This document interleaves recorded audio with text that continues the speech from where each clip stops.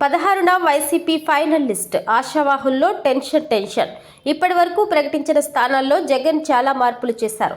సామాజిక సమీకరణాలు, నాయకుడి పనితీరు, అతని బలాబలాలు, ప్రజల్లో అభ్యర్థిపై ఉన్న అభిప్రాయం వంటి వాటిపై సర్వేలు చేయించి అభ్యర్థులను ఖరారు చేస్తున్నారు. రానున్న శాసనసభ, లోక్సభ ఎన్నికలకు మిగిలిన స్థానాలన్నింటికీ అభ్యర్థులను వైసీపీ ఖరారు చేసేసింది. ఈ నెల 16న తుది జాబితా ప్రకటించబోతున్నట్లు స్వయంగా ప్రకటించింది. ఇప్పటికే 12 జాబితాల్లో దాదాపు 70 స్థానాలకు పైగా పార్టీ అభ్యర్థులను ప్రకటించింది.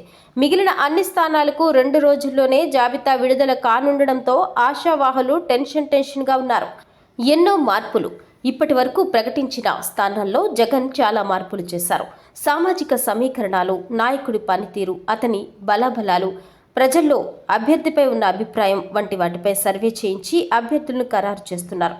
ఈ క్రమంలో కొందరు ఎంపీలకు ఎమ్మెల్యే టికెట్లు ఇస్తారు. చాలామంది స్థానాలు మార్చారు.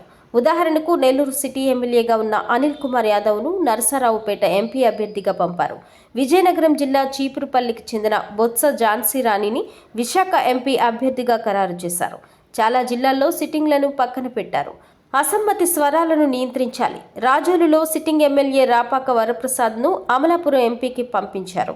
ఆయన స్థానంలో టీడీపీ నుంచి వచ్చిన గొల్లపల్లి సూర్యారావుకు టికెట్ ఇచ్చారు.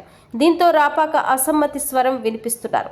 ఇలా మంత్రులు రోజా, విడుదల రజని, కొట్టు సత్యనారాయణ తదితరులకు స్థానచలనమో, టికెట్ ఇవ్వకపోవడమో జరిగే పరిస్థితులున్నాయి.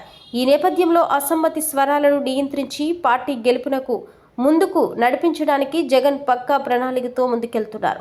దానికంటే ముందు 16న ఫైనల్ జాబితా వచ్చేస్తే లెక్కలన్నీ ఓ కొలిక్కి వస్తాయి.